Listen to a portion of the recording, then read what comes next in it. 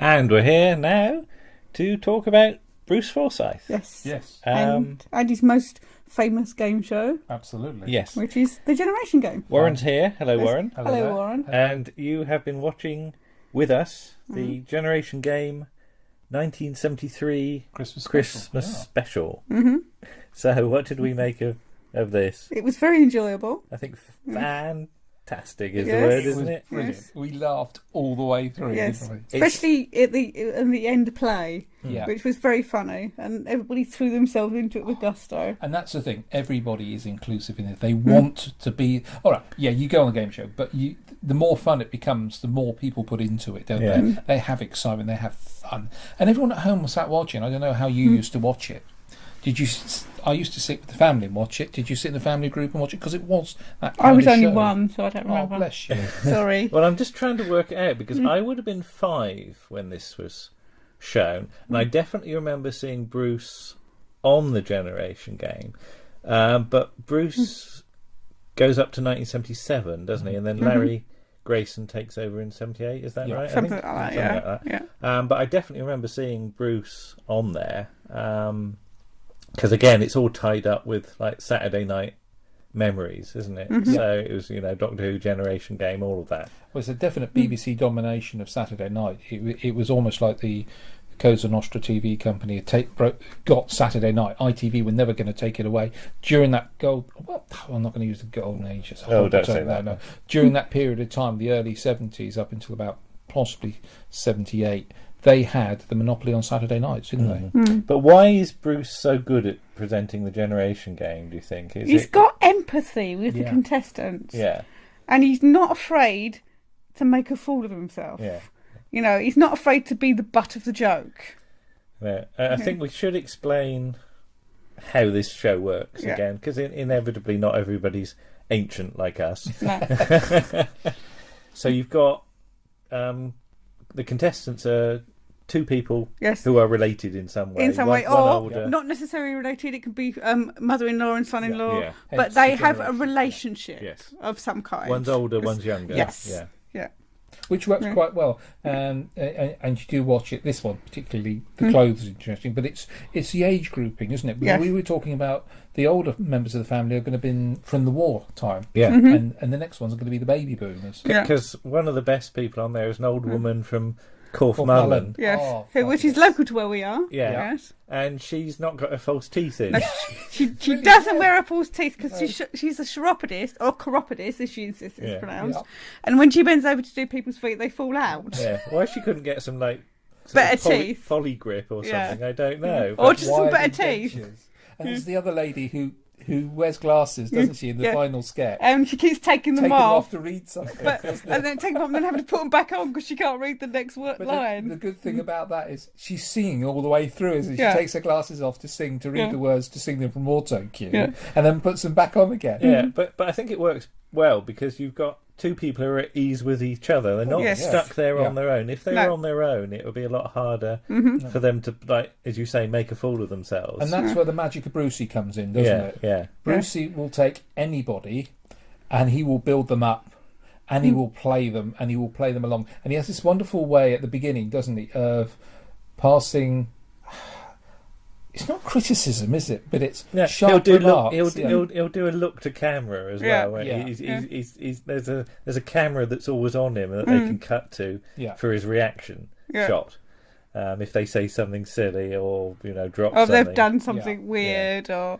But let's quickly sort of zoom through what games they've got to play because they've got each pair of contestants. They play 2 games. They play 2 games. And then the people that get through the 2 games play in the final game, which is usually especially at Christmas, a play. Yeah. And you have your construction game. Like for this one, it's creating Christmas crackers. Yeah. But famously, there's the potter's wheel, isn't there? Or the meringue nests, as we saw. Or some pastries. Or making a minced tart that Fanny Craddock has just made. Yes.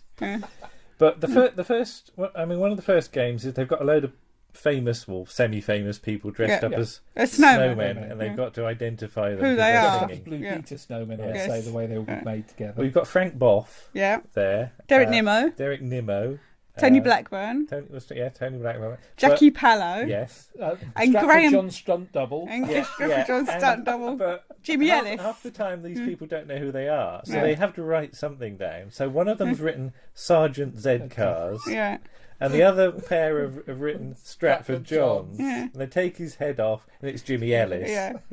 Now, given that Stratford Johns is about twice the size of Jimmy Ellis. Yes. And also another thing, as far as sort of that generation, Jackie Pallow. Jackie Pallow, well-known wrestler. Yes, thank you. Well-known wrestler who used to be on the Avengers, didn't he? He did. On the Avengers. And he pops up in And Are You Being Served? Oh, is he? To box. Captain Peacock, Oh, that's right. and it ends up being Mrs. Slocum. So he ended because Captain Peacock's scared to fight him. Yeah. So he's one of these like celebrity wrestlers that will just appear in stuff for some reason and take the mickey out of himself. Yeah. But as you say, you've got my stomach going. Never mind, that's all right. You've got making Christmas crackers, which is we're going on it. It's just from the lady from the Titanic. She's not ready from the Titanic, we have to say. I was thinking, watching this aged 5, this woman comes on and demonstrates how to make Christmas crackers. I've half a feeling that if I was 5 watching this, I think this was the woman that made all the Christmas crackers in the world. Absolutely, and she'd made your Christmas she'd crackers. She'd have made my Christmas crackers. And you could say, oh, look, Mum, she's made our Christmas crackers. Yeah, all the way that's through the the woman year, that that's made all them. she does, yes. Yeah. But that's quite fun. As you say, you've got Fanny and Johnny Craddock. Yeah. Doing what were they doing? Making a mince tart, big mince pie. Yeah. Now our friend Andy Davidson's a big Fanny Craddock fan, isn't he? He does a festive Fanny from the 1st of December up to the 25th of December. Yeah. And beyond sometimes. Yeah, and he'll put up Fanny Craddock recipes, which look horrific. But I have to say, car cash cookery, like just awful. But we're going off the subject. Nothing about a bit of Fanny at Christmas. Indeed.